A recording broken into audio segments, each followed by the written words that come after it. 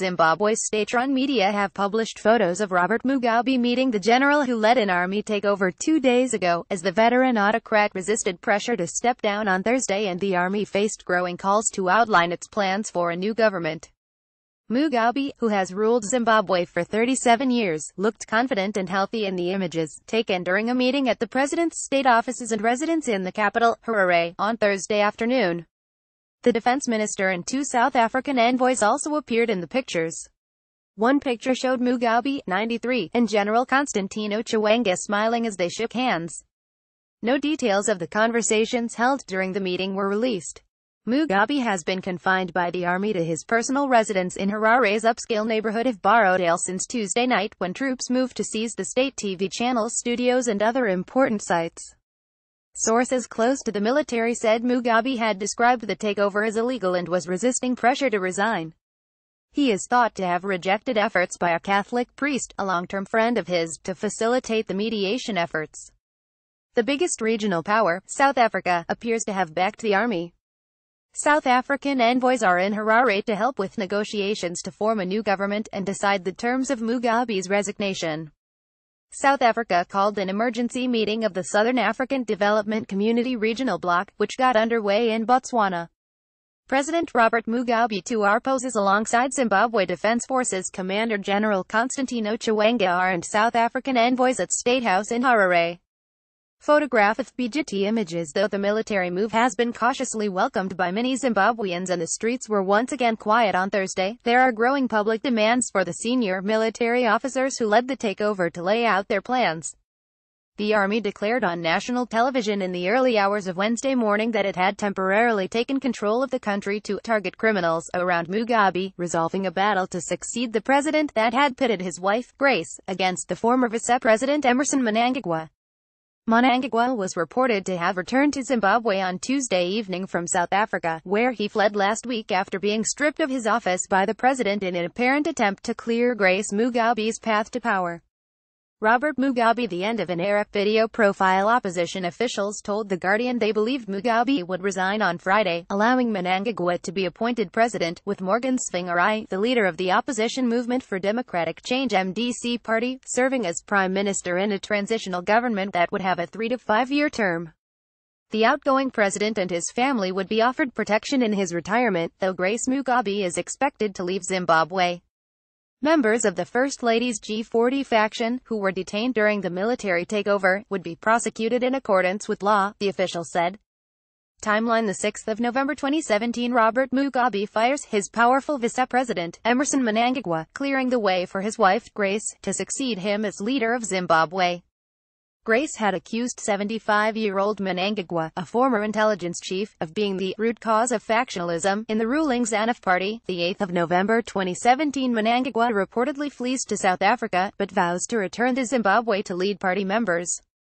The party is not personal property for you and your wife to do as you please, Mnangagwa tells Mugabe in an angry 5-page statement.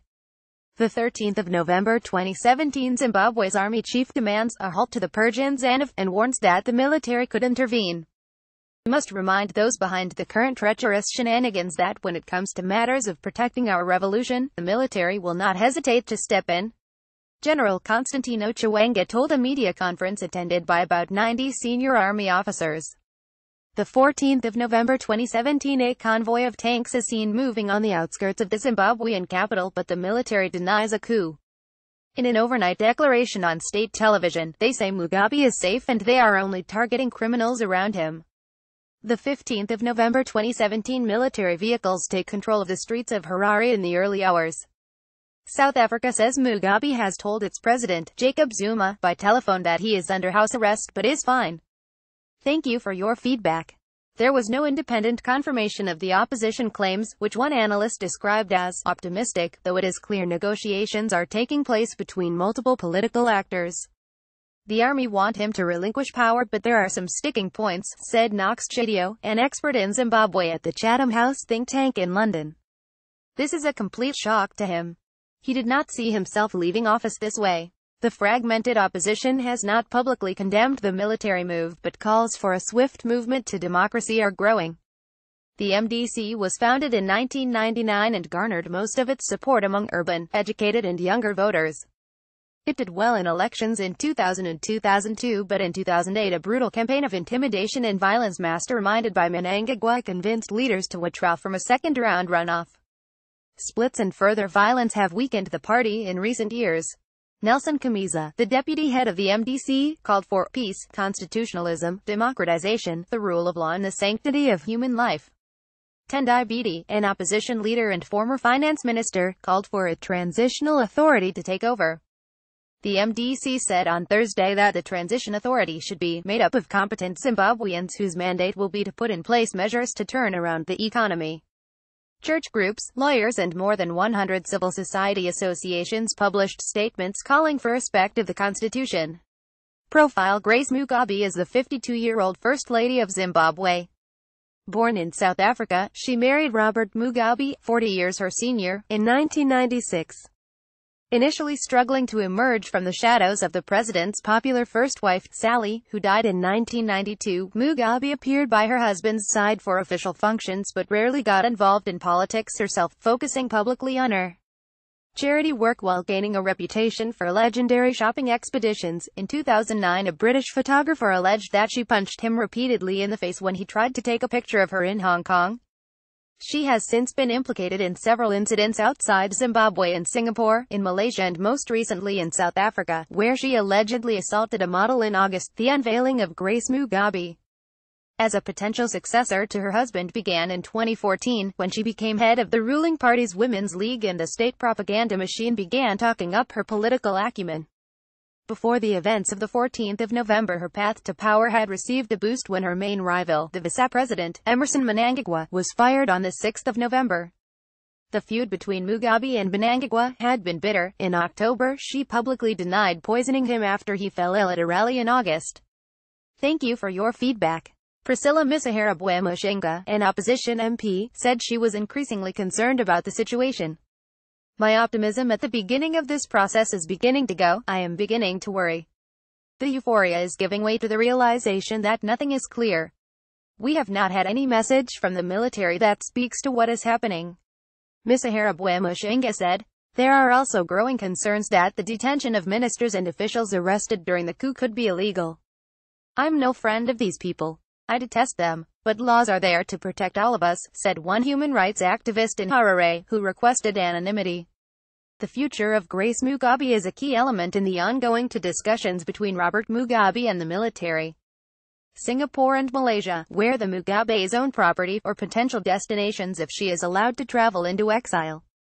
Profile: Emmerson Mnangagwa was Zimbabwe's powerful vice-president until the 6th of November, when he was fired by Robert Mugabe. The 75-year-old former intelligence chief had been locked in a battle with the First Lady, Grace Mugabe, to succeed her husband as president.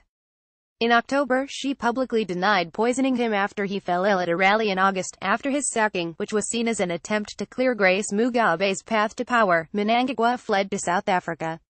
He reportedly returned on the 14th of November as the military prepared to take over the country, and is firm favorite to become Zimbabwe's next leader. He has strong support within the security establishment, and among veterans of Zimbabwe's 1970s guerrilla war, when he earned the nickname, the Crocodile. Despite allegations about his role in atrocities in the 1980s, much of the international community has long seen him as being the most likely figure in Zimbabwe to guarantee a stable transition and implement economic reforms. Thank you for your feedback. It has emerged that one motive for the military may have been knowledge of a plan orchestrated by Grace Mugabe and her supporters to have up to 40 senior officers and officials seen as backing Mnangagwa removed from their posts this week. During his rule, Robert Mugabe ensured the continuing loyalty of the military by offering privileges and lucrative business opportunities to top soldiers. The transfer of these to the First Lady and her faction would have been a bitter blow. One opposition official said negotiations had been ongoing for several months with certain people within the army. Zimbabwe faces severe economic problems. It is struggling to pay for imports due to a shortage of dollars, which has also caused acute cash shortages. Restoring some measure of economic health will be a priority of any incoming administration.